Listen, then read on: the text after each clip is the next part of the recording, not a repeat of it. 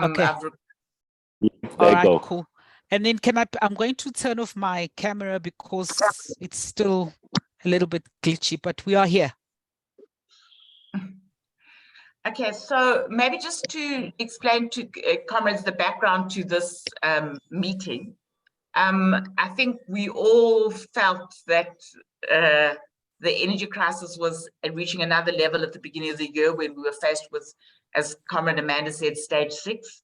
And there was a discussion in the SDG board group that we should organize a dialogue and get quite a diverse range of speakers, including Comrade Billy contacted Jacob Marocha, who was the previous CEO of Eskom. And I think at that point in time, it was really to try and understand what is the nature of the Eskom crisis in particular. And then, so it was agreed that Comrade Amanda, Comrade Simpiwe, and myself would try and organize a session. But at the same time, the SG was also organizing a session. And so it was difficult to get everybody in the room at the same time. So we then had a discussion and felt that let's rather have just a discussion just with board members and invite Comrade Kenneth, who I'll introduce a bit later, to give us more like a, could I say, an insider's view about the ANC thinking and deepen our understanding as a board on the nature of the energy crisis and the responses that have emerged. We also thought that we should wait till after the State of the Nation to see what is announced by the president in his capacity as the head of government, and then also for the budget speech, where we should also be able to see what the Minister of Finance is saying, and then review if we still want to have a dialogue session where we could be looking at further solutions or further reflections on the proposed solutions, which we could or could not, depending on the outcome of that, to the Comrade Burton.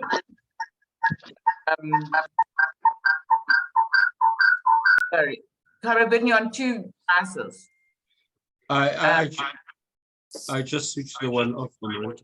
Yeah, please, because there's a, anyway.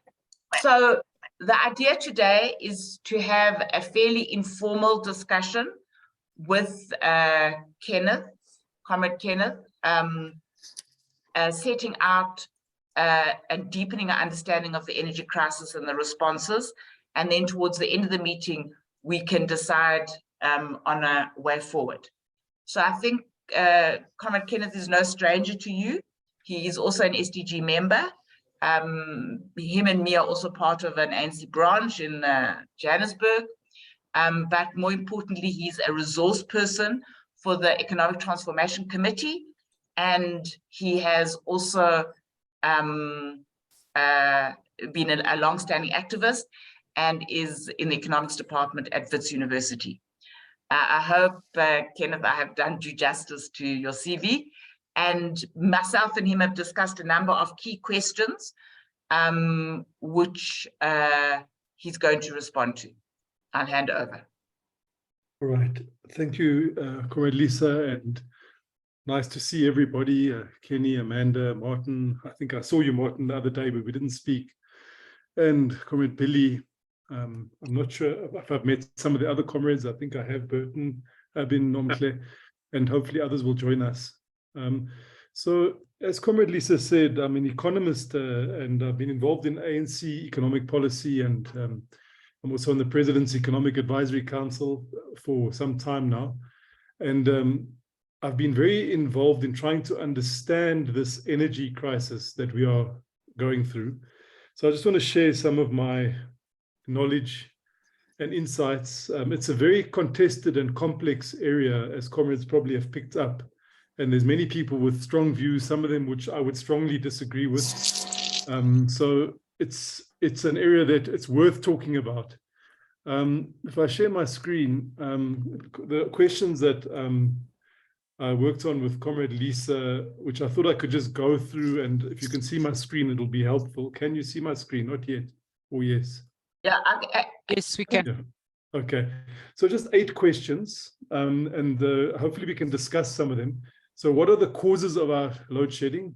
Just to run through that again, to remind us how we got here. What are the key interventions to end the load shedding at the moment that are being put out? And I do believe that if we're able to hold together and implement these plans of ours, we can bring load shedding under control. Then just some reflections on the state of disaster and electricity minister. I'm not definitive on that. It's very fresh. And I think the president caught many of us unexpectedly with that one when he announced it at the SONA. What do we mean by the energy transition? Number 4. What do we mean by just energy transition? Number 5. How will we have enough electricity if wind and solar are variable? The wind doesn't blow and the sun doesn't shine all the time. Why do people think they will play a role? Why is Eskom in a 400 billion rand debt? And why do we need to restructure Eskom? And it's a fundamental theme running through what I want to say today, is that South Africa's crisis is happening in the context of a massive technological change taking place in the world with regard to electricity. And it means we can't just say we must do it like they did it before, because it's not going to be like that. It's not just that we have to solve load shedding, we also have to change the way we make electricity. Like we used to use landlines and call boxes and pages, and when we were young activists, now we use cell phones. It's a change, it's happening. And that change is fundamental to understanding how we're going to solve this crisis. So comrades, let's go through those 8 questions one at a time, because I think they'll help to shed some light on this. So what are the causes of load shedding? It's a long history. I've just tried to condense it into about 5 or 6 points so that we understand why we have an electricity shortage in this country. So the first was the late 1990s, when we had the white paper, and the early 2000s, where government said they were going to liberalize the sector and they were going to bring in private sector investment. And Eskom was told not to build new electricity capacity while that process was underway. And that process actually didn't succeed. The Eskom was too strong as a monopolist in a way. The prices were too low. It was unattractive for private sector investment. And that liberalization didn't take place at that time. So we spent quite a few years waiting for something that didn't happen. And that was fundamentally one of the reasons Eskom didn't invest. And Thabo Mbeki, president, has explained that that was an error that was made. And that was the beginning of the error, where we told Eskom not to invest. After that, Eskom was given the go-ahead after 2004 and said, well, you can go ahead now. And they chose to build very large-scale coal-fired power stations, Medupi and Kusile. And those projects were not well designed. They were too risky, they were too large, and they were not turnkey projects. The way the contracts were designed is all the risk stayed with Eskom, with many, many different suppliers, many different contractors, things that didn't fit together, boilers and pipes. And it was, if you imagine you building a house with 3 or 4 builders, and it's your responsibility to make it work. It was badly designed. And those projects just are still being built. I mean, the overruns and the cost overruns. So it's another reason that we have an electricity crisis. Then from 2010 to 2019, the government's plan, called the Integrated Resources Plan, was highly contested as to, that is the plan now, as to what new electricity to build. If you remember, that was the period of the nuclear deal. It was a very politicized area, and it was stuck for many, many years. There was just no clear plan as to how we were going to build. There was no consensus on what was going to be the energy mix. During that time, 2015 to 2018, there was a beginning of the Independent Power Producer Program, the IPP program. But at some point, the Eskom leadership at that time, they kind of went rogue against government policy, and they refused to procure some of that renewable energy that was being put onto the grid. They said it was too expensive, they didn't need it, it was being forced on them. And it was part of that contestation regarding the energy mix. So that was that period.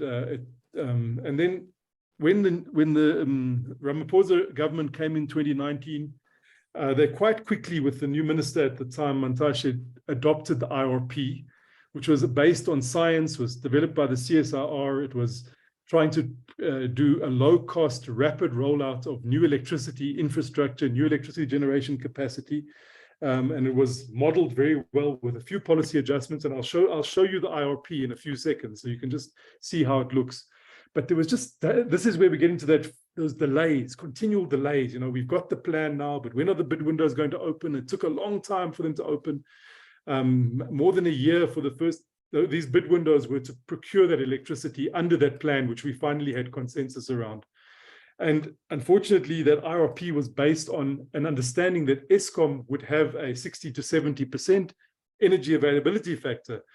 But so therefore, if you think Eskom is going to produce at 60 or 70% of its availability, then you must build so much power stations. But if it falls below that, immediately the IRP needs to be updated. It's actually, it was a good planning document based on certain assumptions, but those assumptions have not held together, and therefore we need to update that IRP already before it's even been implemented.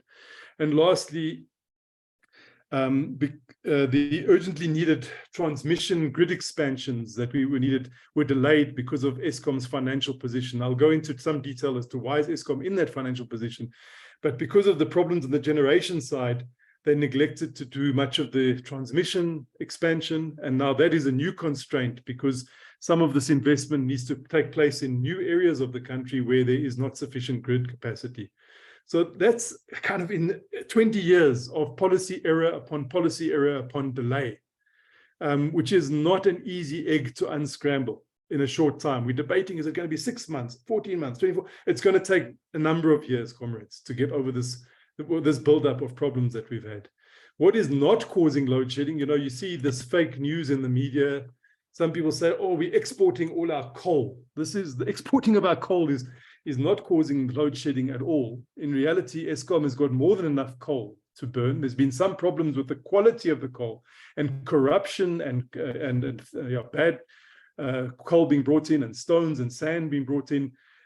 What's happened is that could be a problem, but the country has got enough coal to burn and to export.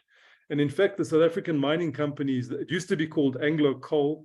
Now you've got Tungela Coal, Seriti Coal, Exxaro. All of these companies are doing very well with supplying Eskom and with exporting coal. The constraint that they're facing is that they can't export enough.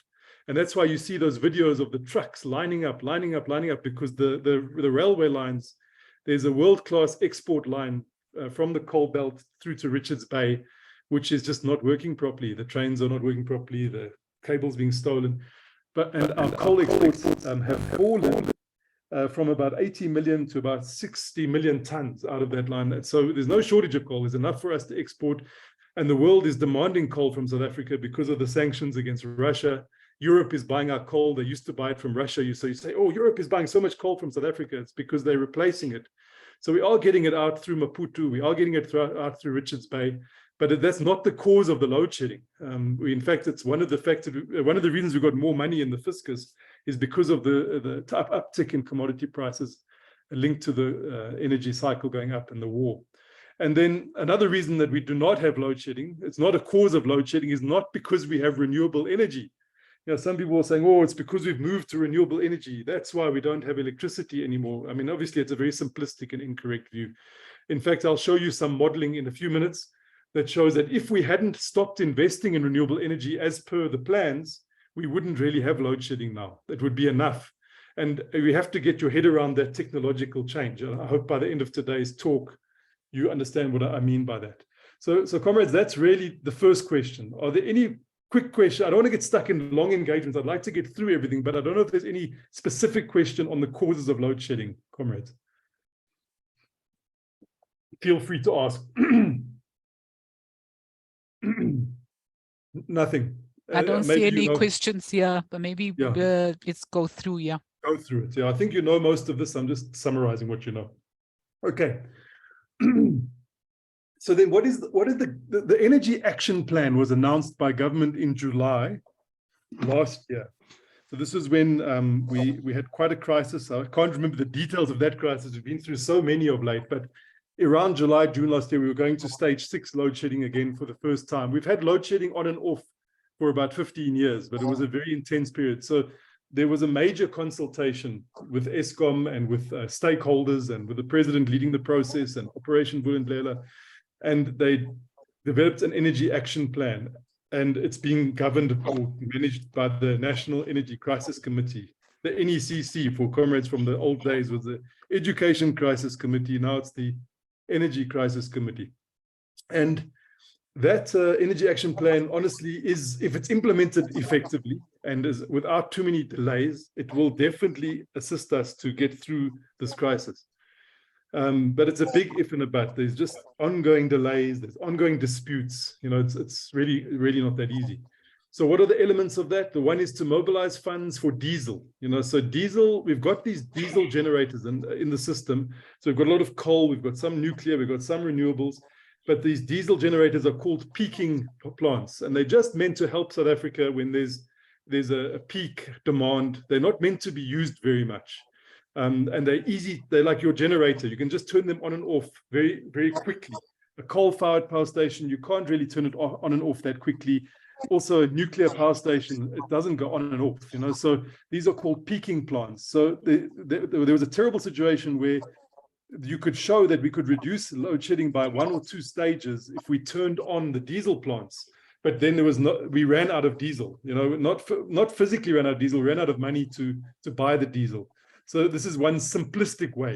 It's a short-term way of trying to reduce the level of load shedding. Say, well, even though we don't feel like spending 10 or 20 billion rand a year on diesel, the cost of not spending that money on diesel is 10 times to 20 times more, the cost to the economy and to jobs. It's still a big dispute. Now, when we see the budget next week, how much is the government going to provide for, allow for diesel? NERSA keeps on saying they don't want to provide for diesel. It's not efficient. Eskom needs to prove its plant performance. So NERSA, who sets the tariff for Eskom, is against giving them much for diesel. Then the next element was that we have already announced that we are cutting the red tape on private investment. So there's so much investment. I think it's up to 9,000 megawatts, which is 9 gigawatts of projects that are in the pipeline for the farms, the factories, the mines, where they're just going to be putting themselves, having their own generation capacity as much as possible. So for them, it's going to be cheaper, it's going to be lower carbon, and it's going to be reliable. Especially if they've got battery systems to complement it. If you go to the Heineken brewery down in the Vereniging Way, if you go anywhere, you go to Goldfields mines, you're going to see massive projects, like hundreds and hundreds of solar panels being installed. Now, in a way, this is you can increase inequality in our society, because the companies are the ones that are going to have the electricity, not the poor households.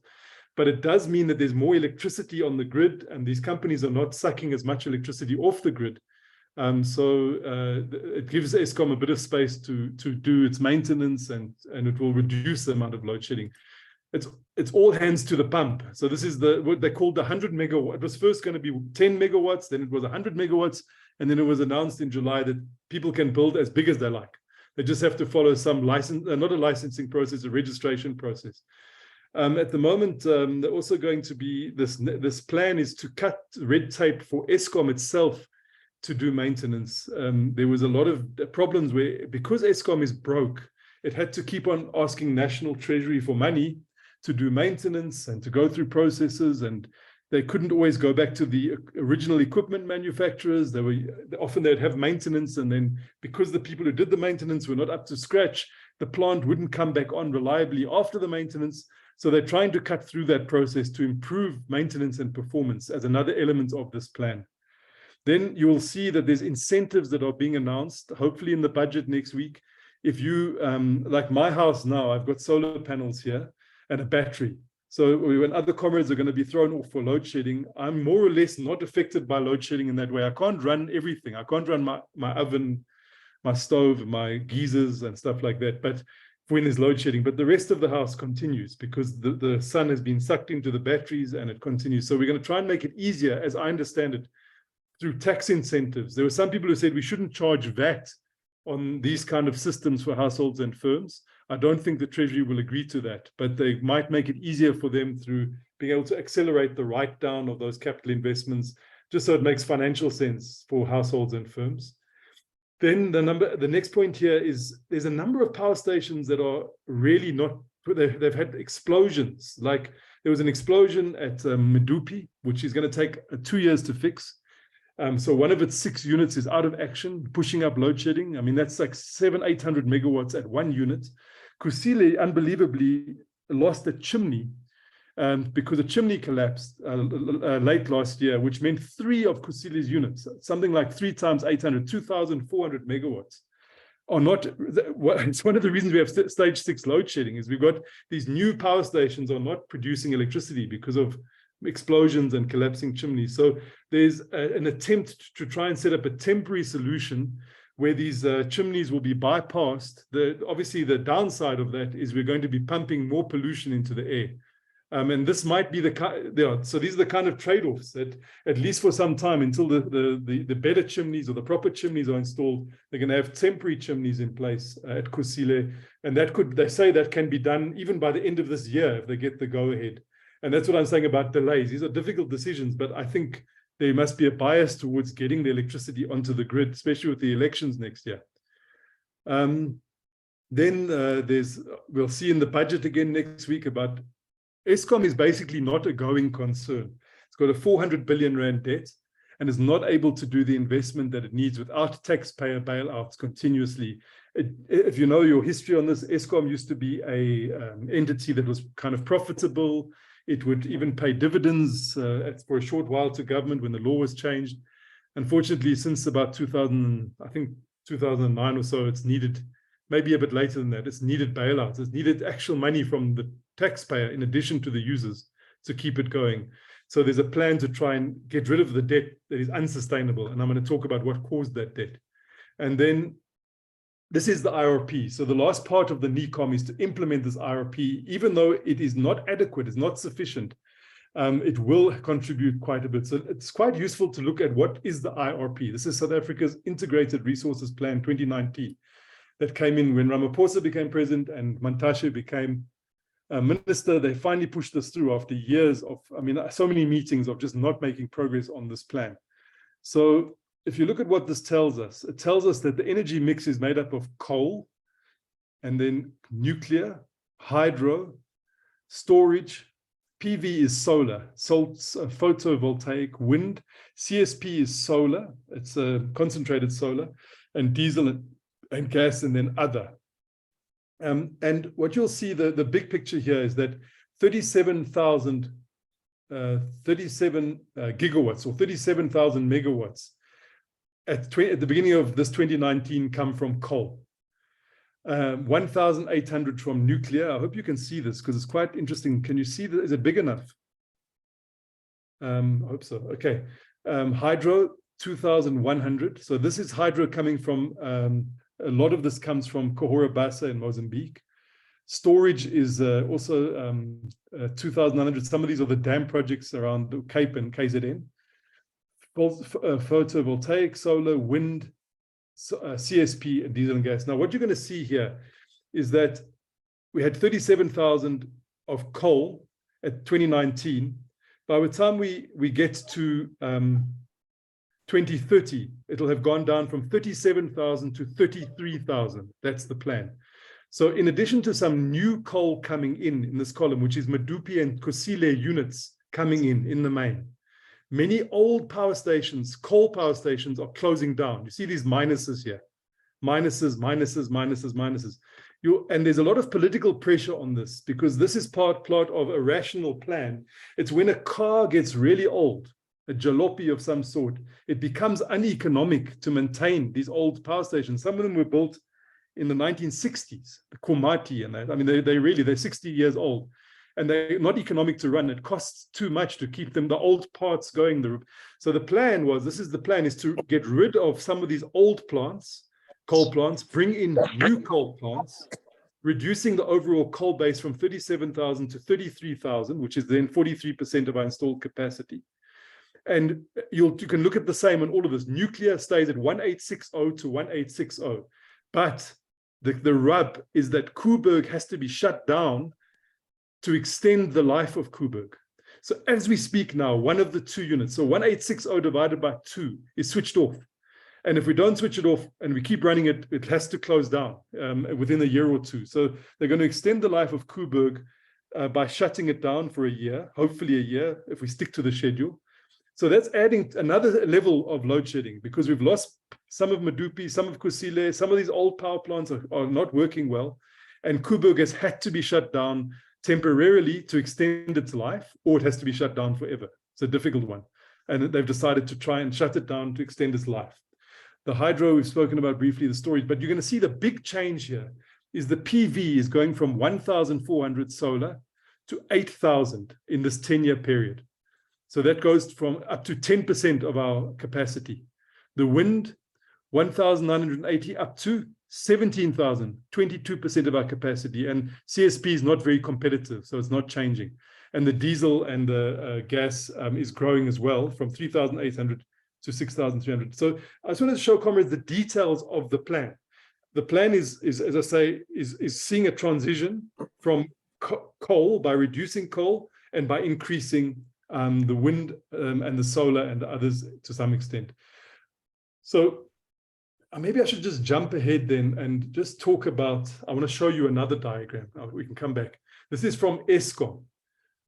This is Eskom. This shows you, so when I say it's a rational plan, this energy transition, it's driven by two imperatives. The one is the imperative of low carbon because of climate change and the risks that come with that. The other imperative are economic imperatives. You don't want to do things that are too expensive. So in the early days of the energy transition, in the early 2000s, there was what economists call a trade-off. The trade-off was that we want to have lower carbon, but it's going to cost us more. So that was the trade-off. That trade-off has disappeared now because the lower carbon technologies are cheaper than the higher carbon technologies. So there's no trade-off. It's you actually can achieve your low carbon objective and your electricity objective by investing in these new technologies.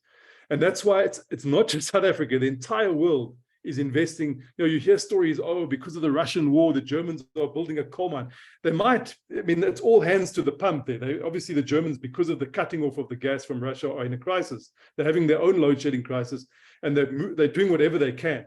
But you must see the wood for the trees. I mean, what's really happening there is a massive investment in renewable energies. If they're building a few coal plants, that's not really the big picture. The big picture is the whole world. If you look at what the Americans have done with their IRA, the Inflation Reduction Act, they're shifting the whole world. China is shifting onto these technologies. China's still building some coal power stations because they planned to. So they're continuing with their plans. They're going to end, but they've made a commitment not to build any more in China. And there's a debate as to whether China will even be involved in building them in other parts of the world.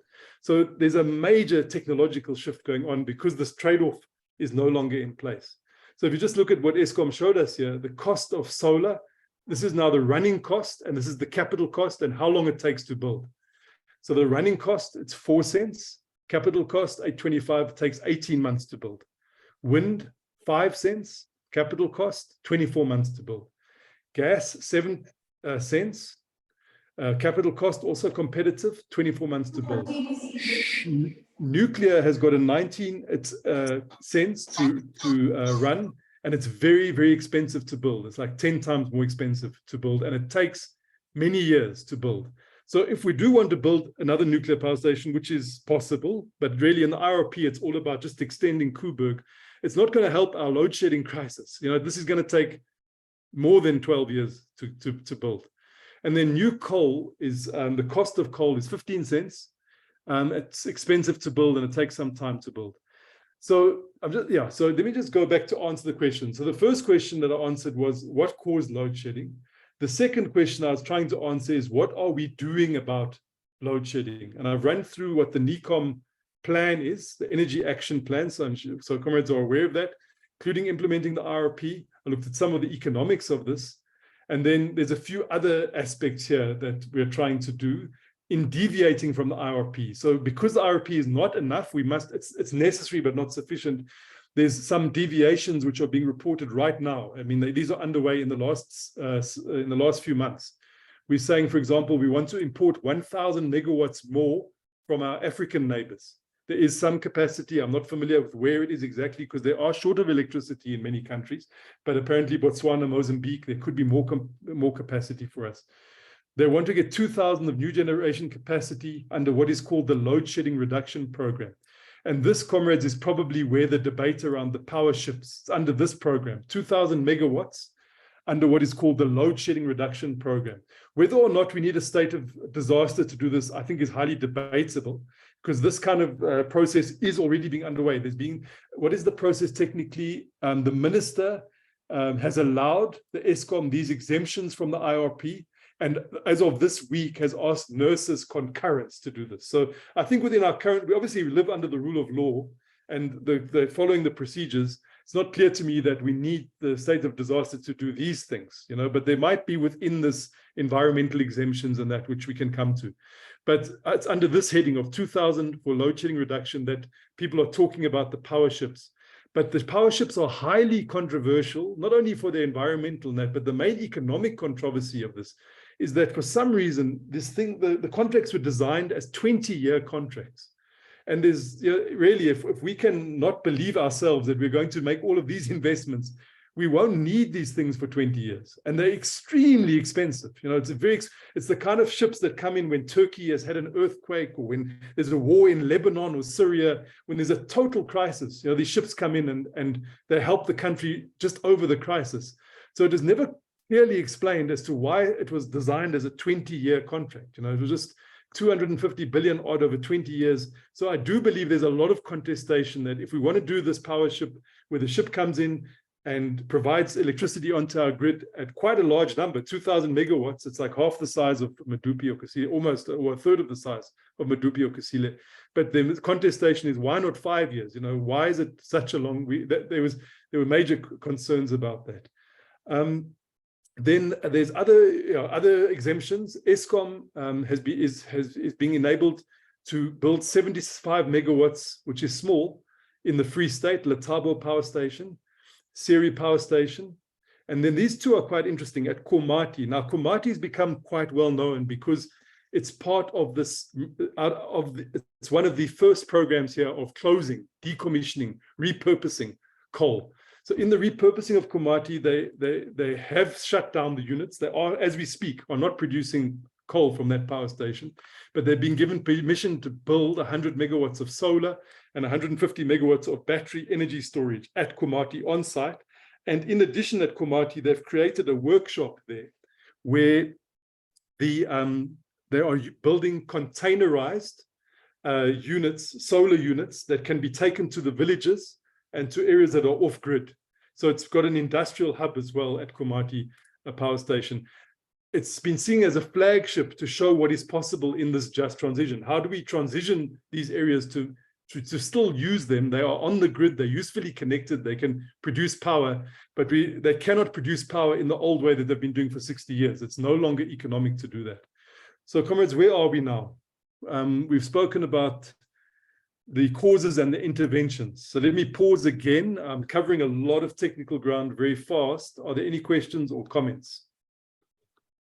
Any questions, comments, comrades? You're right, it is quite information dense, and I think we will be going to do some reading afterwards. But Okay. anything from the floor at the moment? Good afternoon, good evening. It's William Sulaiman. I just want to ask Comrade Kenneth, why should it take us 12 years or so to build a coal power station? It should take 3 to 4 years. Well, I'm just reporting what ESCOM, I'm just going back to what they have presented. So, okay. If I show you, it was from their presentations. Let me just show All you. right, okay. No, I hear you, yeah. Source 21, this is what they've announced. These are not my figures. So I'm just giving you like official. Yeah, okay, noted, comrade. Yeah, Thank just you. official data. None of my own opinions. Thanks. Okay, all right. Okay. So I came in late. I think 35 minutes late. So I must have missed the context. Okay, thanks. Thank you. Thank you. Anything else, Amanda? I don't see anyone else, but just to this this issue about how long it takes. As a small aside, I was at the coal conference and Eskom CEO presented and said the statement about the 15 years, and one of the Europeans from the floor raised his head and said, "No, you must clarify. Say in South Africa, that's how long it takes you. You build it anywhere else in the world, even the nuclear. They say it's max 5 years, and it's 5 years if it's long." Yeah. So that's yeah. I did see that interaction. I think he was a Turkish man called Vuslat. Yes. Who Yeah. said that, yeah, and Yeah. it was quite a contentious statement he made. He said, if you brought the Chinese in to run your country, things will happen, yeah. Whereas if you guys want to build, it'll take you forever. Yeah, So, but it seems that Yeah. globally it does take max 5 years, and so maybe that's something that we can just park for a moment. Is to yeah, we can park it. Obviously, Yeah, Medupi look- and Kusile haven't filled us yeah. with confidence. those 'Cause are they've run- except yeah, They've taken 12 exceptional. years plus. So- Is there, I have a question. I mean, I see it's the IRP, and there's no, so if I'm understanding it, going forward, our base load is still going to be majority, it's going to be coal, and then everything else on top, with no nuclear in all of this, even with the Europeans moving to declare nuclear, I'm going to say green. Yes, so nuclear is it doesn't produce carbon, so it is seen as a green technology, because the thing that's causing global warming, as you know, is carbon dioxide mainly. So they're trying to bring down they're trying to reduce the rate of increase of global temperatures and the related climate change, focusing on carbon. Other gases are also important, sulfur, and what is the other one? Methane. But carbon is the one that really talks. So in that sense, nuclear is not carbon producing. So the case against nuclear is not about environmental. There is a question of how we dispose of the nuclear waste, but it's not about climate change. The problem is the cost and the and how long it takes. You know, if you guys are saying you can build a nuclear power station in 5 years, that's not too bad. But if it does take 15 years, it's not going to help us with load shedding. Anyway, yeah. Just another one, and I'm just taking advantage. I've now lost myself completely as a facilitator, but anyway, is this issue that was raised in relation to the cost of diesel, was it ever discussed about what Eskom was asking for? Because I'm trying to understand, why is there a no to Eskom saying they want to be a wholesale purchaser of diesel, because that would make a significant impact on the cost, wouldn't it? Yes, I don't have the details of that. I'm aware of that, where Eskom said that they could buy the diesel at a lower cost if they could be a wholesale purchaser. And then the department said, well, they haven't applied correctly for it. They must apply correctly for it. There was a further allegation that the department was trying to manage that procurement process in their favor, you know, so yeah. So that was the problem. You know, that's one of the reasons that we need good governance, because if that is the reason they want to purchase it through favored suppliers, then it limits our ability to respond to load shedding. So this, Comrade Amanda, is the table. I've looked at these diagrams quite a lot. So I want to take some time to show you this diagram. This diagram here is South Africa in February, in a typical week in February this year. Okay, so what you've got here is the red line. The red line, if you can see it well, is the load. You know, we talk about the base load. The base load is actually a supply, is actually a demand concept, not a supply concept. People have confused that. But anyway, this is the load. You know, when you talk about load shedding is when you drop the load so that you can meet, so that your supply can meet your demand. Okay, so what we're seeing here is on a typical average for Monday. This is the load. This is we are peaking at about 30,000 megawatts of demand. Let's call it demand, this red line. And then in the nights, we go to sleep and then we wake up and it peaks again. So it generally follows a pattern of peaking at around 5, 6, 7 p.m. every night. South Africa's, it picks up in the morning and then it peaks at the night, and then it falls and it rises until it peaks in the night again. The red at the bottom here is the nuclear contribution, what nuclear supply we have. You see that red line at the bottom? Yes, yeah. Okay. Then the black is the coal contribution. Okay, the coal contribution to supply. The blue is the Mozambique Cahora Bassa coming from those lines from Mozambique into the South African grid. The blue is the wind. You can see the wind is kind of, it blows more in the day than in the night, if you look at it carefully. The yellow is the solar PV. So that follows the sun. As the sun rises, it gets hot in the day, it's got its best angle at midday, and then the sun sets every day. And then the storage in, we don't have, I'll show it to you just now, the storage out, this is the batteries, and this is the gas, it's actually the diesel. So this is the diesel that we're burning to try, and you can see it reduces load shedding by 1 or 2 stages because it lifts us closer to demand. But this whole gap between the red line and these peaks here, these mountains, this is load shedding. All of this is load shedding, all of this white. We have to drop the load to the supply. The demand has to go to the supply all the time. You see the logic of this. So if you don't supply enough, then you have to drop the load. You have to load shed. Are comrades clear on what I'm showing you here? Yes. Yeah. Okay. So then this modeling that was done, it says if we could have added 8 gigawatts of solar, 8,000, and 5 gigawatts of wind and 3 gigawatts of battery, just as an example. And why I'm adding those rather than nuclear or coal is that they are low carbon, they are low cost, and they're quicker to deploy, okay?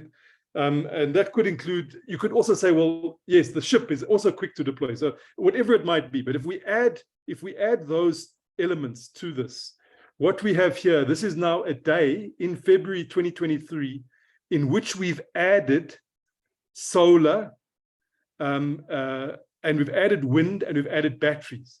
What you'll see here immediately is the nuclear stays the same, the coal stays the same, even though the coal is actually up and down a bit because the machinery is falling over. The Cahora Bassa stays the same, but because there's more wind installed, the wind is more, and because there's more sun installed, solar, the sun is more. And the main thing we see is even though this red line is the same as it was in the previous diagram, the demand is the same. We don't have load shedding because we are able to supply enough to meet the demand. Where do the batteries come in? When you've got, this one should be brown as well. When you are producing more electricity than you need, you store it in the batteries and then you use it in the green. So this is the batteries out, batteries in. So as I'm sitting in my house now, I have load shedding, but I've stored electricity and now I'm using it. And this can be done grid-wide. So this is how the modern baseload management works. If you go into Germany, you go into many, many countries, there's no longer what we call the vertically integrated model of just supplying electricity in the old way. It's a mixture of energy sources, which is aiming to be low cost, low carbon, reliable, and your supply must always meet your demand. So this is quite crucial that comrades just get an insight into seeing this is how the systems managers, when they're looking at how we plan our system, this is the kind of diagrams that they are looking at day in and day out. Here you can see the gray, we won't need to use as much of those diesel peakers as we would have, you might say, well, the sun was a bit less and the wind was a bit less this day, so we're using diesel only on that Thursday, Friday. And it's meaning we're only spending 2 billion on diesel per annum rather than currently we're spending 24 billion on diesel per annum. So what this model is trying to show us is that if we are able to deploy in terms of the energy action plan, the energy targets that we say we're trying to deploy, and we can do it within, let's say, at least some of it can come on track before the end of this year, it can start to reduce the load shedding. All right, so I jumped ahead because Comrade Amanda got me excited by that, but let me go back to my points here. So I think I've made some of the points that I wanted to make already, and I'll share this information with comrades. Lisa can share it with you because it is a lot of information. Let me just go through the next one. Why have we declared a state of disaster? This is a controversial area. I think comrades will know that the political cycle is very uppermost in the minds of our political leadership at this time. And they want to be seen to be responding to this crisis in an effective way. And they obviously also want to respond to it in an effective way. So there was quite a lot of discussion within the ANC conference and within Lekgotla, NEC Lekgotla, saying the state of disaster is the right kind of signal that we need to send. And I think it's a potentially useful device if, under certain circumstances, it can be used to mobilize this response in a more coordinated and concerted way. But there needs to be a clear legal basis for what we're doing. I mean, we can see already some of the outer and the DA are threatening to take the process to court. I wonder whether it's politically wise for them to take it to court. I suppose their membership think there's going to be stealing and things like that. But if they do stop the state of disaster and the load shedding continues, I don't know if they'll be blamed in part, because we'll say, well, we tried to solve it. So it's quite a tricky moment, I think. But at the end of the day, I think if there is load shedding before the elections next year, it's the ANC that's going to suffer the most. So I think it must have a clear legal basis. There's a major concern that the president has announced the state of disaster, but the details of the regulations have not been released. So I heard lawyers already saying, well, that's a sign that it's not rational, not reasonable. You know, it's following a political cycle. It's not linked to any concrete interventions. I think it will not be helpful if it removes transparency, and obviously the courts will be able to overview those kind of things. So I'm giving you quite a mixed response to this. I think I understand politically why we're doing it, but we need to cover ourselves with rational basis for what we're doing, or it's going to. And the other risk with the new minister that hasn't been announced to it is, the risk for me is that we panic and we disorganize these interventions. I'm a firm believer that if we implement the interventions that were announced, we can overcome load shedding. If we come in with a new CEO of Eskom, a new board of Eskom, a new minister of electricity, and they decide to spend 6 months deciding what we should do, and they come up with another plan, I think that's going to be a kiss of death. So what is meant by the energy transition? Sorry, Kenneth, we've got one question here Yes. before you move on. Okay, it's from Comrade Abin, which is asking, why is there a delay in bringing the IPPs onto the grid? Okay, thank you. So the reason that there's a delay in bringing them onto the grid is for three reasons. The first reason was that the Eskom leadership previously refused to procure the electricity from the IPPs. So we had a very successful IPP program running, small but successful, until about 2014, and then it was halted, and the IPP office was disrupted in its work. Secondly, it took too long to open the bid windows once we finally had unanimity around the IRP. And then thirdly, technical problem, the latest bid window. So every time the bid window opens, what is a bid window? It's when the government says we're going to buy electricity in terms of the IRP plan, and we are inviting companies to bid to produce the solar and wind projects, and we will guarantee that we'll buy electricity to you. But it's a reverse auction in the sense that the lowest bidder wins. So the government will choose the cheapest electricity. And it's a competitive process. So if I want to build a big plant and you, Amanda, want to build a big plant, then they'll choose the one that is the cheapest, obviously. And so there were very competitive bidding processes, and every bid window, 1, 2, 3, 4, 5, 6, the prices were coming down as the technology was becoming cheaper, until this recent period where there was a major problem. Bid window 6, and this is the nub of the answer I want to give you. The government was not able to announce winners up to the value of 4,000 or 4,200 megawatts. They could only announce 800 to 1,000. And why was it? Because they weren't able to close those deals. For you to bid successfully, you have to have a low price, and you have to show that you've closed the deal. You've ticked off all the boxes. And many of those projects couldn't close their deals. They couldn't present their contracts because they weren't able to get a certificate to say that they were able to connect to the grid. So the grid capacity now has become a constraint to our IRP. When we open the bid window for 4,000, we're only able to announce 800 or 1,000 because there's not enough space for those companies to come onto the grid, because Eskom is broke. Eskom hasn't been building the grid as it has been meant to do. And that has been the reason that we have been falling behind on that. the good thing about some of these new interventions, allowing companies to do it and to allow households to do it, to bring more capacity on. Vietnam was able to bring 9,000 megawatts on in a couple of years through just decentralizing the process, is you don't need to use the regional transmission grid, meaning you move from the Cape to Eastern Cape into the national grid. You're just using the local distribution grids. You still have to connect to the grid, but you don't have to build those long, they local distribution, not regional distribution. So I hope that answered that question, Comrade. I don't know. Comrade Abin? Yeah.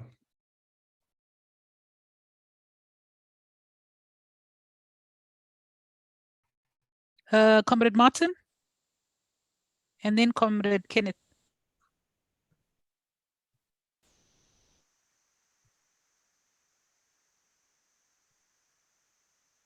Go ahead, Comrade Martin.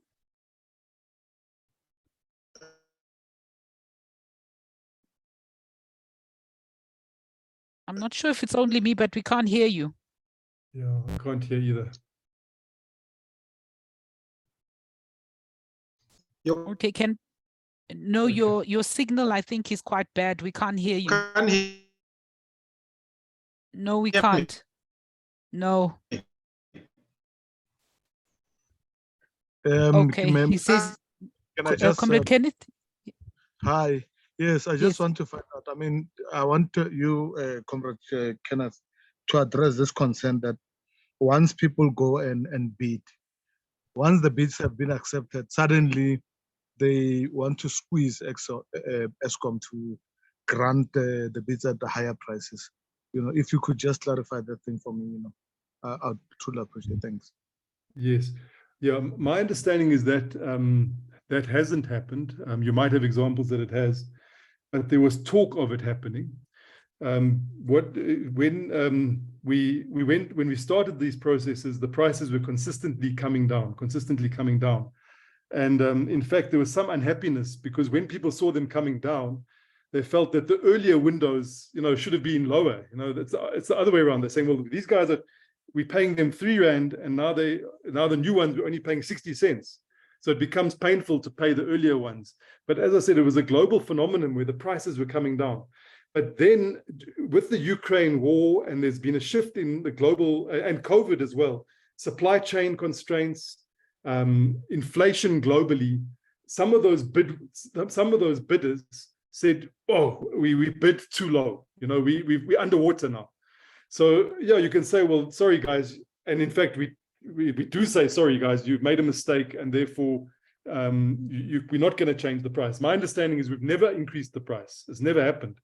But then there was a case being made that, well, look, if South Africa needs electricity and there is a global shock taking place and these guys are underwater and we need the electricity, we should go back and help them to renegotiate.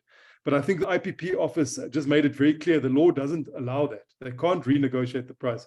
I don't know, Comrade Kenneth, if you've got any other information, but that's the information that I have.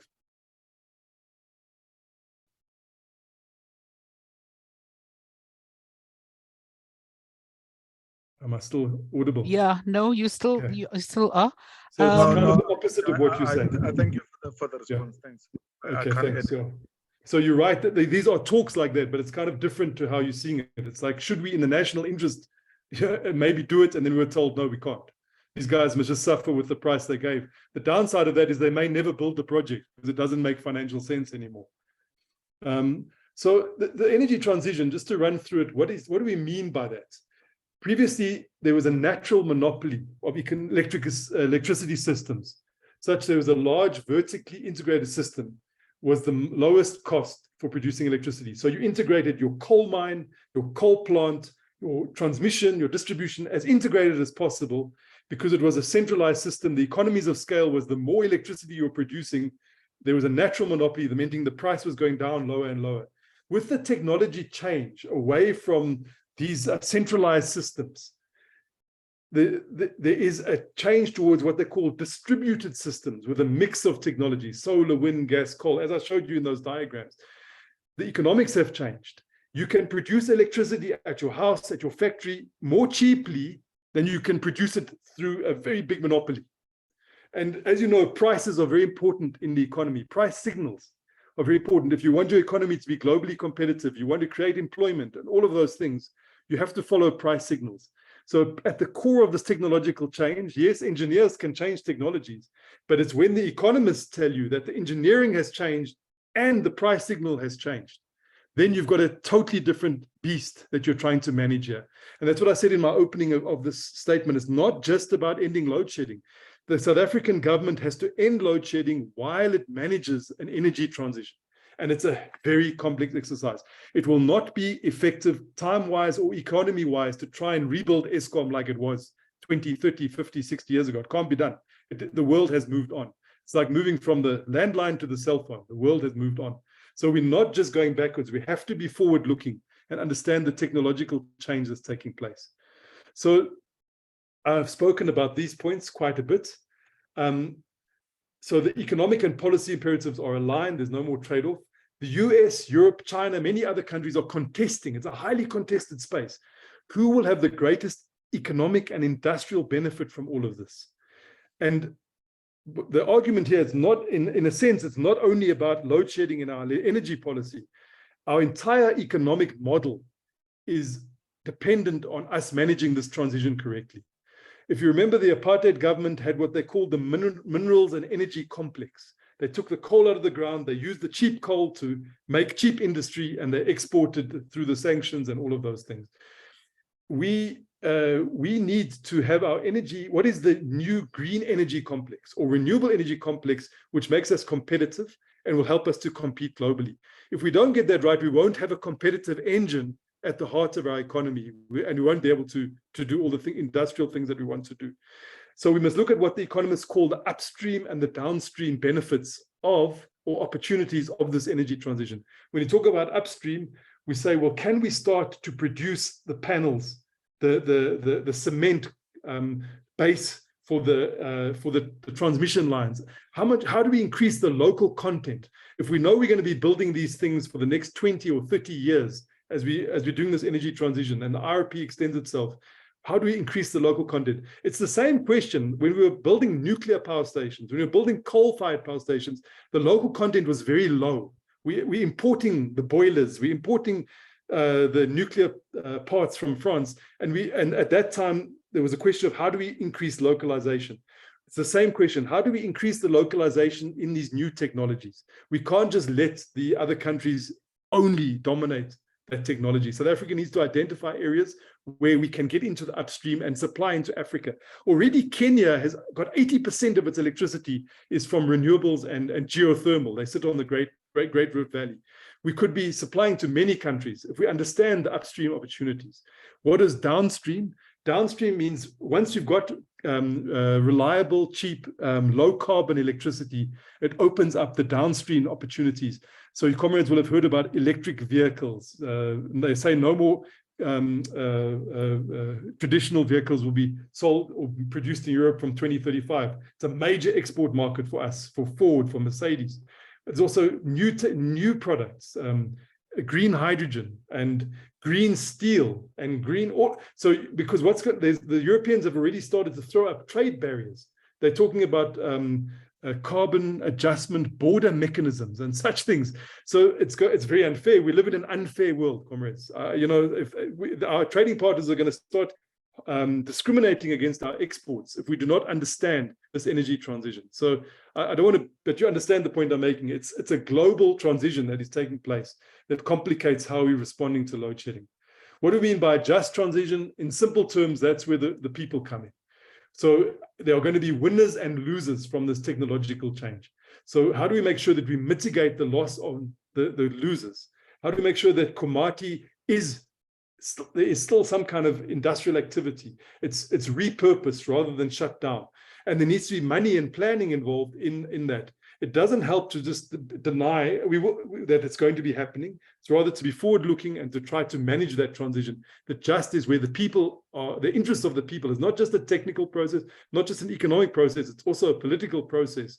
Some of the coal mining companies have already seen this. So if you know Seriti Coal, they've changed it to Seriti Green. So they're going to be producing renewable energy. They're going to be pumping it into the grid. So coal companies are becoming energy companies. Sasol as well is going to use its Fischer-Tropsch method not to make only oil and diesel and petrol, but also to make green hydrogen. These are processes underway, and it's just a sign that in some ways the companies, because of their market forces, because of their interest in profit, are moving in this direction.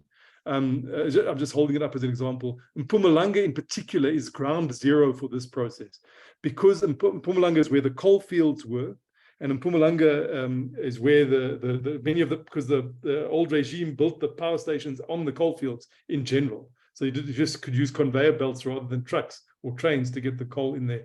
So it's got the grid, which is, as I've said to Comrade earlier, we're short of grid. So even if the best sunshine in the country is in the Northern Cape and the best wind is in the Eastern Cape, at least the grid is in Mpumalanga. So you'll get sunshine and wind that is better, or sunshine better than is in Germany in Mpumalanga. So it might not be the best in the country, but it can, because the grid is there, it can be deployed quickly. And that's what these companies have seen, Sariti and Sasol, and Eskom itself is making land available for companies to come and invest on the grid. So there's no question of this grid capacity slowing them down. So that's what we mean by the just transition. Can I just stop you quickly before you continue? Because we've got Comrade Martin's question. His question is, which is in the chat, I'll read it, all of it, and then we can just pull it apart. He says, I'm surprised the model chose February instead of June when the demand or load is much higher. 2, speak a bit about the reason why breaking up Eskom into 3 divisions companies will assist with load shedding. It appears that government will have to find money to fund the expansion of the transmission network, and the revenue collection in the new model appears to be too complex. Thank you. So I'll try. I think there's 3 or 4 questions there. Yeah. Martin. I'm glad. I hope Martin is still with us, because he said said he is still with us. Yeah. Okay. So it could be June, as he says. In June, the red line will be higher, so the problem will be worse. So, but it's the same pattern, Comrade Martin. Whether the red line is slightly, and in June, what you're saying is because we're using more for heating, and heating is a big thing. Heating takes much of our electricity. I just picked this one up because it's current. It's February this year, but it could be, the pattern might be a bit higher in June, and but it's the same every day. It goes up and down, and we're not meeting this red line of demand. We're just not meeting it. The question of the Eskom restructuring, that is an important question. So why does Eskom need to be restructured? And I'll come back to the other question later. Let me just, I think it's my last slide here. As part of the country's transition to a system characterized by less centralized, more distributed electricity generation. So in a nutshell, why does Eskom have to be restructured? It has to be restructured so that it is fit for purpose to play a role in this new technology environment. It's a technology environment in which we are moving from the vertically integrated model being the economically superior one to one in which distributed power is the economically superior one. So it needs to be restructured to ensure that South Africa has a nationally owned grid, a grid company that is nationally owned, which is able to service Eskom and all the private suppliers of electricity in a neutral way, and is able to create a market for electricity on that grid. So we need to spin the grid out of Eskom. When you do that, you leave Eskom with generation and you leave it with distribution. Generation, in my view, it sounds controversial, but it will be downsized to become profitable. As you can see, those coal power stations, many of them will be repurposed and decommissioned.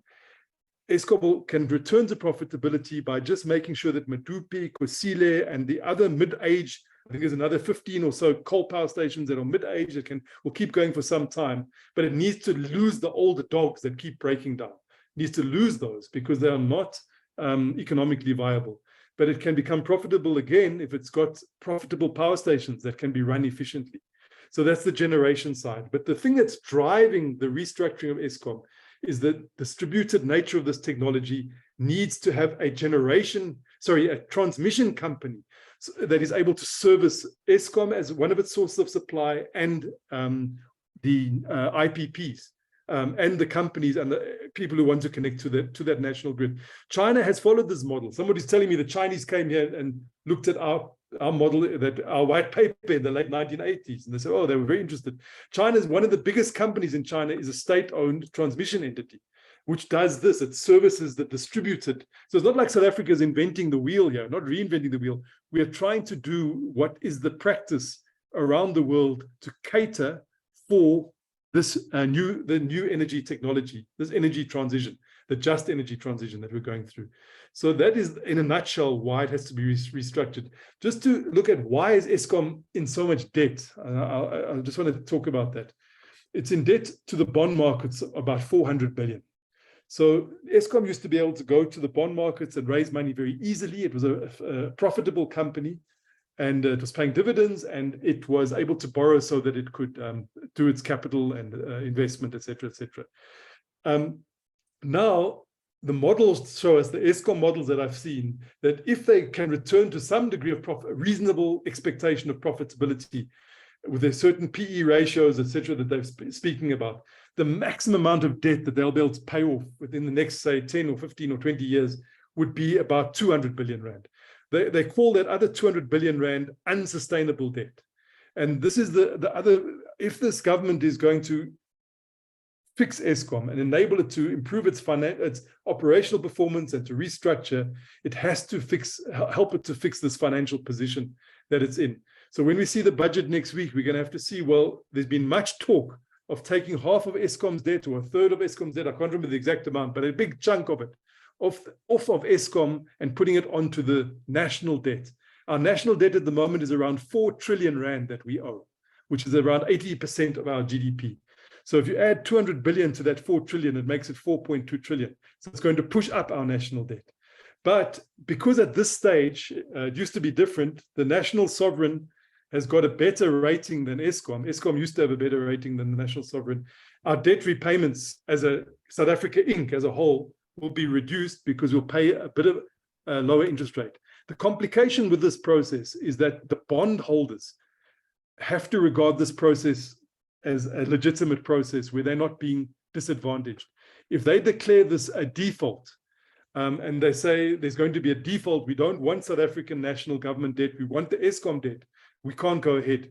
There has to be no risk of a default because it'll cause a fiscal crisis in South Africa if it's not accepted that this debt is being moved from Eskom onto the national fiscus. It is an important precondition for a successful restructuring of Eskom to make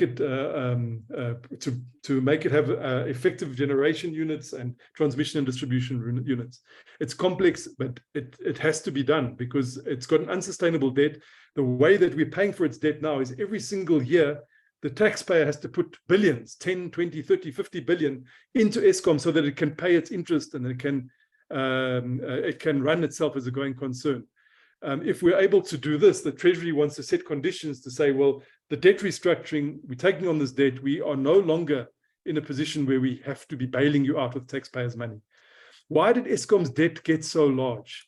There's a few factors I'd like to highlight. Firstly, as comrades will be aware, it's a monopoly that's regulated, and the Eskom tariff increases are set through a legal process of consultation and a disclosure of everything by NERSA. And NERSA has often been tempted not to give Eskom the increase that it says that it needs to cover its costs. So if you, over many, many years, you give Eskom less of a tariff increase than it requires to cover its costs, you know what it's like if you're running a shop and your costs are more than your income, you're going to have a massive rising debt. And this was one of the key drivers. Obviously, the debate is, well, why did Eskom's costs go so high? And that goes back to the Medupi, the Kusile projects not being run in a very effective way, corruption and all such things. So NERSA has actually been taken to court by Eskom on a number of occasions, saying, well, you're not following the legislative process, you're not covering our costs. And as you may be aware, Eskom has won those court cases. So there was a lot of controversy when it was suggested that maybe NERSA should not increase the electricity price by 18% in April this year, because much of that 18% increase was actually already making good on the previous increases that were not allowed based on a court judgment. So it's the whole pricing area has been one of the major causes where Eskom has just not been able to get the price that it needs. in order to cover its costs, pushing up its debt. As I said earlier, I've hinted the power stations were not built were not built with properly designed projects. There were cost overruns, and there was large scale corruption and fraud. So comrades, that's really all my presentation. I think I missed the last two of Martin's questions. If you could just remind me what they were, Amanda. Okay, the last one was about the revenue collection in the new model appears to be too complex. And I think the one is about with the restructuring, it appears that government will have to find money to fund the expansion of the transmission network. I think I got it. Yeah, I can see it now. So, Comrade Martin, it is this, I'm trying not to say that it's complex, but it is complex. This is not just about ending load shedding. It's about managing an energy transition. And as you say, this the model that we're going to be using the way we do our tariffs is going to have to change. So our local government is in a terrible financial position. Our local government, many of them owe Eskom, they haven't paid. And many of them use the electricity tariffs to cross-subsidize their staff salaries, to cross-subsidize other projects that they have. And now we're telling them, well, first of all, you aren't paying, but you have to pay. But secondly, we're allowing people to defect from the grid, okay? So they're defecting from the grid because it makes sense. If you install your own solar and your own batteries, it's cheaper for you, it's more reliable. So what are the responses? And this is where I think the Treasury needs to have a workshop with all of the local governments to give them this capacity. They need to change the way you're pricing people's electricity. So the poorest people obviously get free services. So that's the one level. So we're already doing that. Then it's the middle class and the businesses that pay. Lots of different electricity rates that exist in the country. But we can't just pay for use anymore. We're going to have to pay for service, for connection. So I'm sure you've seen this debate. People are appalled by this idea. But if you are going to be connected to the grid in any way, we're going to have to charge you for that so that we can get income into the municipalities or we can get income into Eskom, because people do want to be connected to the grid. Your solar panels, your batteries are not going to, you don't want to invest you want to be relatively independent of the grid. You don't want to be off grid. You want to be accessing the grid. So they're talking about grid service fees as one of the ways that we're going to try to get new revenues that we can use for cross-subsidization into the system. I know those are quite advanced discussions that are taking place. And as I say, it needs to the municipalities are in such a weak state. There needs to be a kind of centralized way of saying, this is how your electricity billing systems are going to work. And this is the national standard, rather than waiting for them to work out how it's going to work. And then as Comrade Martin says, I think he says, how are we going to get money to expand the transmission network? This is important. If comrades have heard of the Just Energy Transition Partnership. So South Africa was in discussions with other countries, I think it's the US, Germany, France, the UK, and those countries have got an interest in us reducing our carbon output. Their populations want to be seen to be saving the world from global warming. Let's not go into their hypocrisy. Let's not go into the fact that they destroyed the world because they produced all the carbon. Look, South Africa has always been a big carbon producer. We're almost first world in terms of our per capita carbon production because we've had such a carbon intensive mining and industrial sector. But in general, the third world is, as usual, going to suffer for the sins of the first world. There's no doubt about it. But they have an interest in saying to their populations, we're prepared to use some of our taxpayers' money to achieve a reduction in carbon in countries like South Africa, where there's a major carbon production. We have channeled most of those discussions into grid expansion. So we're saying that this is, if you look at the Just Energy Transition investment plan, much of that 8 billion is to expand the grid expansion, because it is a lacuna. As Comrade Martin said, where does that money come from?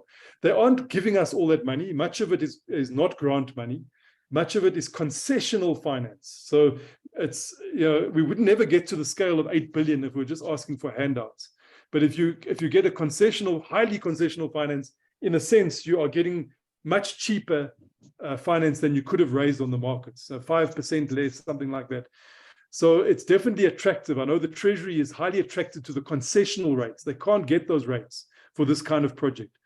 There's also then the question of the currency risk. The currency risk, you don't like to borrow in foreign currencies.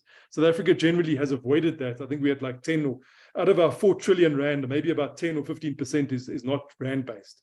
But there are ways of hedging against that risk, which I'm not really privy to, but people have said it can be done. So yeah, so Comrade Martin, that is my answer to your last question. Thank you. Comrade William, do you want to go through and ask your question? Yes, and I must say thanks, Comrade Kenneth, for the detailed briefing that you have given us. And then the issue regarding NERSA not giving required electricity price increases. How do you explain the fact that household and I think businesses as well, the electricity cost, if you were to take, say, in the last 10 years or so, they've gone up more than 5 to 6 times higher than they were during, let's say, 10 years back. How do you explain that? I think NERSA has been giving the necessary, sometimes higher than, actually administered prices generally in South Africa have gone up much higher than what inflation was. There has to be other reasons why Eskom had to take so much debt.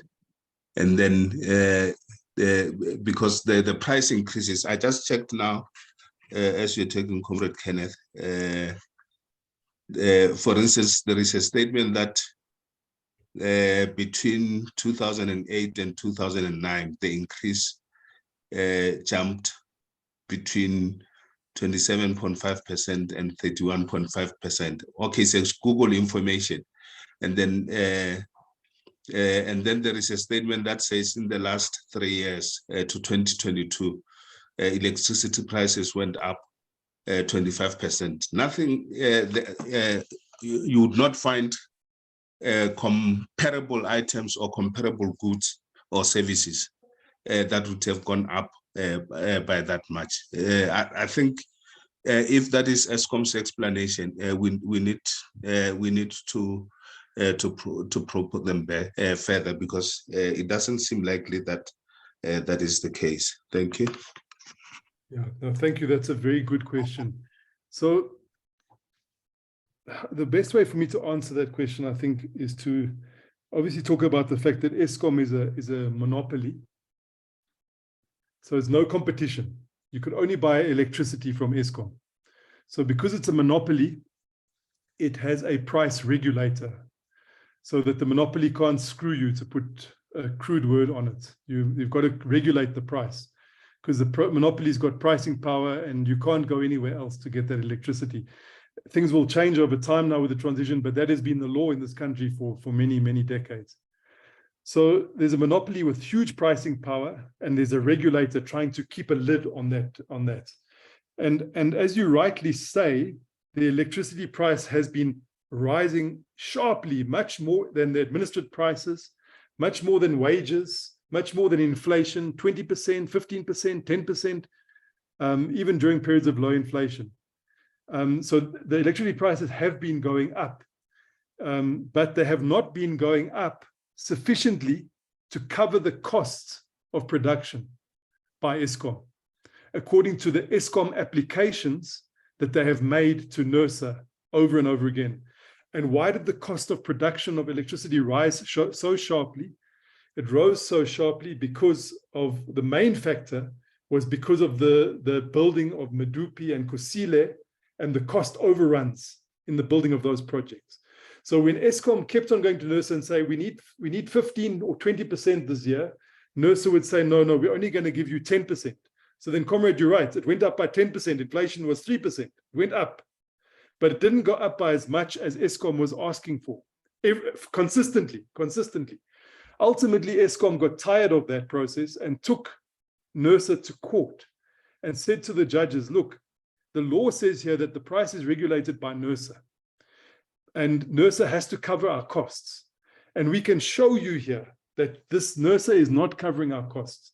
And then the court said, after looking at that very closely, they said, no, that's true. We need you to increase the price further.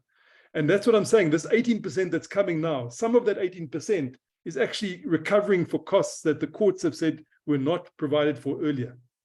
So why did South Africa have such steep increases? So the cost of Medupi and Kusile is a key driver.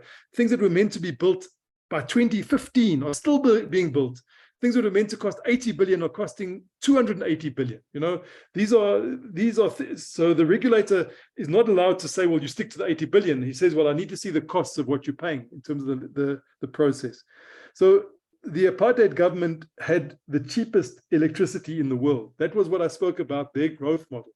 They had the mineral energy complex. They converted coal very efficiently into electricity as the heart of their industrial system. It was very cleverly designed in the sense that we in South Africa used the bad coal. So our power stations were designed to use the bad coal, not the bad coal that's being delivered now in the stones and sand, but just the inferior quality coal. And the best quality coal was exported to China and to Europe and to all these other countries by design, not by fault, because we knew we'd get better prices as a country. Our GDP, our production, our trade deficit would be better because we're exporting the good stuff and using the bad stuff. So it was a very cleverly designed system. Obviously had its flaws. It was a monopoly. It was corrupt as well, but it meant there was cheap electricity prices. Then for some time, South Africa didn't invest from that period of democracy, 94, 95, 98, we didn't build anything. So if you're not building anything, you don't have to pay, and they weren't providing for capital, for future building. So the electricity price during the Mandela era, the Mbeki era stayed very, very low. In fact, if you look at it didn't increase. So we've been going through a massive price correction over the last 10 to 15 years. And that's exactly the data that you're picking up off Google. It's that price correction from a price that was held artificially low for too long. That's my answer. Comrade Simpiwe. Hi, thanks, Chair. Good evening, comrades. There are just too many, items here that are complicated and that need speedier resolution by our government. If I may pick up on the issue of local government, for example, in many informal settlements and in big townships like Soweto and elsewhere, people are just, illegally connecting themselves. So that is revenue lost to municipalities. That's one dynamic that we have to deal with. On the other side, our middle class colleagues are so overburdened, by the ever-growing inflation, the cost of food prices, cost of energy, and a number of other things. Yet we don't have as yet a clear mechanism of how we can subsidize those who want to pull off the grid. And we have not even, put on the table regulations to do what, Kenneth was saying, that people have to pay something for connecting to the grid, a nominal fee perhaps. And that's besides the whole issue about the power stations, the just transition and so on. But how do we, convince South Africans that they are part of this arrangement and that we are taking, a bit of the burden from their shoulders, but also those who are not paying, for energy have got to pay or contribute something at least. That's one question. The other question, perhaps relates to the newly mooted, ministry to deal with energy or electricity issues rather. And from a perspective of the SDG, what would we recommend that this new ministry deals with concretely without stepping on others' toes in terms of whatever, whether it be project management, coordination role, or whatever? What are the top 5 or 10 items that the ministry must prioritize if we're to advise, government as this new minister is being conceptualized? Thanks, Chair. Thanks, Comrade Simpiwe. Can I just read what's in the chat so that we can then start working towards closure, which is where I think Simpiwe is taking us. Okay, so this was Martin basically saying that, so this is also the cost of mismanagement by us. And then I think the other one from Comrade Stan is about the coal, that it's low-grade coal. Okay. Of interest is that the European coal mines use the same grade as ours. So clearly they had a very clever plan that we just weren't privy to at the, at the time. Thanks. Over to you, Kenneth. Yeah, thanks. I don't know about that. I think they're taking our good stuff now. But yeah, I'm not an expert on that. There's so many grades of coal. You look at coal, and apparently there were 23 grades that they had. Somebody might know more than me. And then there was some controversy during the Gupta era where they were passing off the wrong grades, and they sacked the guys who were doing the grading at Eskom were fired because they didn't give the right grading to their mines and stuff. I don't know. But just to respond to what Comrade Simpiwe was talking about, I think, it's a bit of a leap of faith for me and the SDG, I suppose, to work out what should the Minister of Electricity do. If I can speak quite frankly, we have had a situation where, I mean, comrades know we don't have unanimity and unity of purpose with regard to the management of our load shedding response, our management of the just energy transition. There are different voices saying different messages, and it's quite a major disorganizing factor within the ANC, within the tripartite alliance as well. There's many different voices and approaches. Some of them are clearly workers' interests linked to the coal mining. Some of them might be businesses involved in coal transport. Some of the white-owned companies gave up their coal interests when they saw this change coming, and have offloaded them onto BEE companies. Much of our coal sector is no longer listed on the public exchanges anymore. It's much smaller businesses. It's people who are more, so it's a different environment which is influencing this debate. Then there's the groups that have got interest in the environment, very strong lobby groups. People are interested in having an economic argument like myself, saying, no, this is the rational thing to do. We must have the energy transition. So there's been many voices talking in conflict with each other. And it's part of what's slowing us down. As an economist, I keep on saying, well, this is the rational approach. This is what we need for our economy. We need to manage this thing properly. I think maybe where the president's sitting, maybe he thought, well, having somebody in his presidency, in the office there, who could try to bring people together to coordinate things correctly. And Comrade Simpiwe, I think particularly around this energy action plan, as I keep going back, if that plan is implemented, there's about 27 points or so. I can share them with you. I think there's 26 points in that plan. If we could just go through those points systematically and do them without too much contestation or delay, things would move pretty rapidly. So I think that's probably his thinking, I suppose, as somebody who can help to project management. I don't see the project management as an insult. I do understand. My understanding is not a whole new ministry or something like that. You've got the Energy and Mining Ministry Department. You've got the Department of Public Enterprises, and all those are. This is somebody inside the presidency to strengthen the capacity of those individuals who are trying to get this plan coordinated. Firstly, within the government departments, then within government departments and Eskom, then with, Comrade Thabo Mbeki often talks about the social compact. If we could get people united around this to say we've got a compact to end load shedding, it'd probably be better than having a state of disaster to end load shedding. It would be much more effective. But the problem with that route is that there's a chance it'll become highly contested, a Tower of Babel, where you have every voice calling in every direction.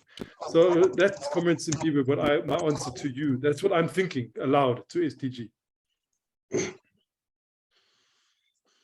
Thank you, Comrade William. You are unmuted, so can you make your point and then please mute when you are done? My apology. I typed the point that I was trying to make regarding the quality of coal. In all instances where you're generating power, the low quality coal is good enough.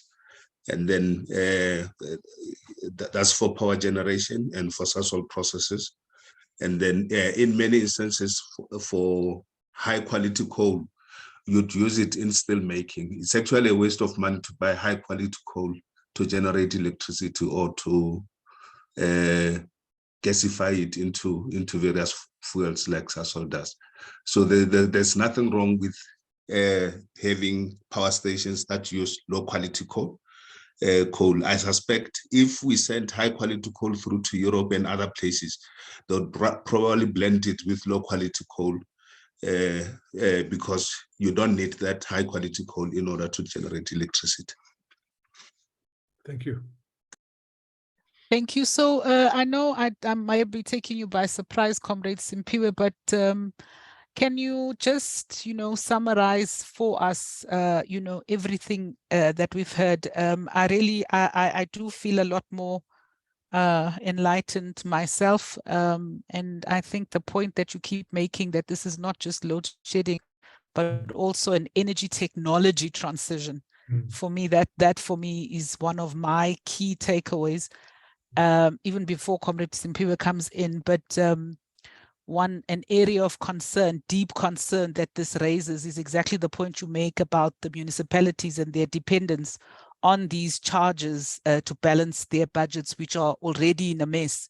I mean, the system, the whole house of cards, which is already, quite fragile, to me seems like it's even more on the brink of collapse at the municipal level. And I think we all stop at Eskom, but even the infrastructure between Eskom and the municipalities, we see it all the time, is that Eskom switches back on and then substations burn or whatever else happens because of the lack of that's why I'm saying that for me, it's like a précis of this lack of infrastructure maintenance that's pervasive in the country, expansions without thinking about how the replacements and so I really think this is a much deeper conversation and something that we need to keep coming back to, because maybe then we start being able to really unpack and not oversimplify a very, very complex problem. Comrade Simpiwe, you'll take us home. Thanks, Comrade Amanda. You're really putting me on the spot, Comrade. I missed the initial part of the meeting, but from what I could get, comrades, this has been a very good discussion. So let me start by thanking Kenneth for sharing these gems and insights, with us, because part of the discourse out there is based on people making generalized comments without being informed and without having a better grasp and appreciation of the complexity of the matter that we're dealing with. I think it's therefore been a good, initiative by the SDG to first start in-house, to make sure that our leadership and our cadership understands, the dynamics related to the issue at hand. That's the first point that I would want to make. Secondly, South Africa, comrades, is not an isolated country. We are operating in a global environment where there are competing agendas about a just transition, economic transformation, and revitalization emerging out of what each country and region has been facing before and after COVID, and in dealing with other, energy, challenges that face all the countries of the world. And in that, space, there are going to be definitely winners and losers. And ours has been how to leverage the resource base that we have to mitigate against whatever negatives, that may come out of, the jostling, and positioning or maneuvering by all the countries and regions of the world. We have discussed already issues of competition around technology transfer, issues of tariffs, issues of science and innovation, research, and all of that, and how we better coordinate, all these, is going to be perhaps one determining factor. And we can't therefore have this discussion in an isolated kind of a fashion. We need to look at it as we engage with energy and transition issues, but also deal with the capacity of the state and deal with the whole issue, relating to state, finances. There is going to be, thirdly, a need for popular engagement, mobilizing communities and everyone to understand, what we deal with, mobilizing communities to understand how they can mitigate, the negative effects of the just transition arrangement and the current energy crisis that we're dealing with, mobilizing, communities and educating them to understand that this is not just an issue about the ANC government, but it affects all of us and other political parties.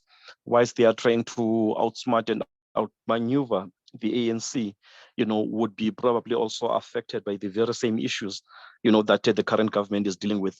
Yes, there might have been issues of corruption, there might have been issues of poor leadership, there might have been a number of other issues. We need to, I guess, admit where we have failed or where our inputs have been limited as the governing party, but we need to be bold as well in charting the way forward and in making decisive interventions that will take our country out of the current situation. This is one major hurdle that we're currently facing as South Africa, as the government and everyone else. Colleagues might have had, the main drift of the inputs in Parliament in response to SONA, that they've tended to be around this item. And it could just as well determine whether we really become a failed state or we can emerge, energized out of this thing arrangement. In conclusion, Chair, I would say let's note the issues that have been raised, but the leadership of the organization must then say, how do we package these, to inform further our, members, but to assist in making inputs in the government processes and guide the discourse and border mainly around finding solutions, to what we have.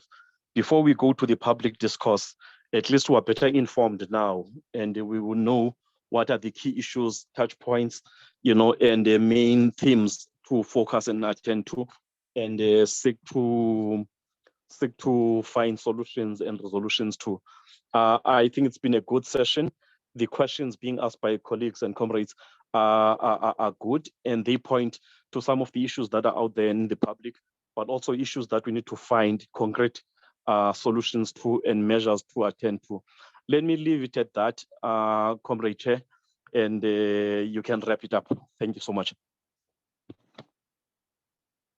Thank you very much for that summation, Comrade Simpiwe. And I think we all have some reflection to do as we will send out the document you've prepared for us, Comrade Kenneth, and thank you very much. I think it bears repeating. We appreciate the deep dive in a very short space of time.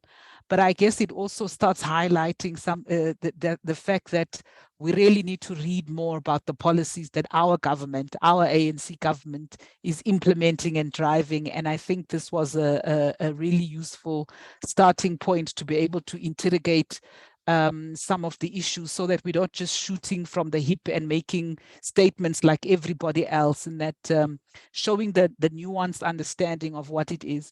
I do think it's important, though, that we say something about it, especially after this, because the sense you get outside, and maybe we are such poor communicators that from all of this, it's clear that people have an understanding and a grasp of the issues, and there's work happening. And you have an impatient population which maybe doesn't see it as such. And I think a better communication and articulation of the issues as we see them and the solutions going forward is something that we can maybe look at if we will then say something about this. But I don't think we get away with not being able to say something. An interesting point that I don't think we got to really was this about turn even in the opposition, in that a few months back, DA was crying for a state of disaster. The state of disaster is here, and then boom, it's like, and something needs to give about how we actually start being, I'm going to use the American word because I don't know if it also applies to us, which is bipartisan, about how we solve South Africa's problems. And because even if you bring somebody else in, I think I agree with you that the plan is what everybody needs to be rallying behind. And maybe that's the starting point for our interrogation here is, Or do we also, after seeing all of the, did you say 27 points? Why do I have 27 in my head?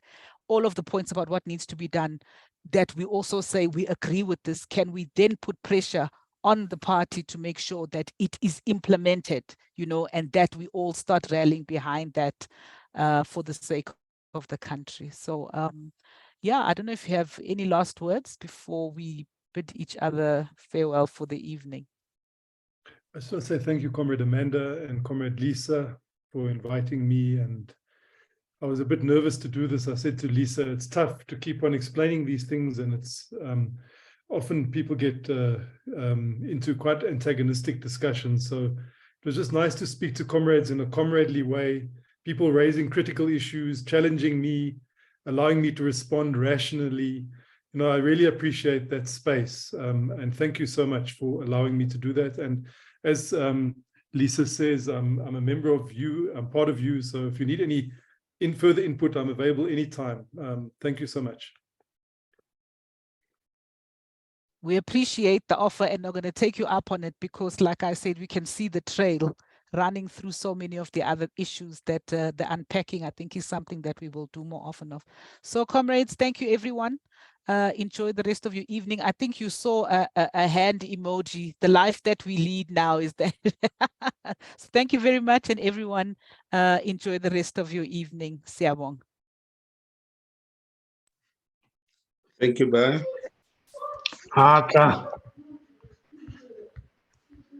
Comrade Brian, thank you for that. Thanks, Comrade Amanda, for sharing. Thank you. It was good. I'm Well going to done. load shedding. Thank you so much, comrades. Good night. Right. night. Cheers. Thank you. Good night. Right.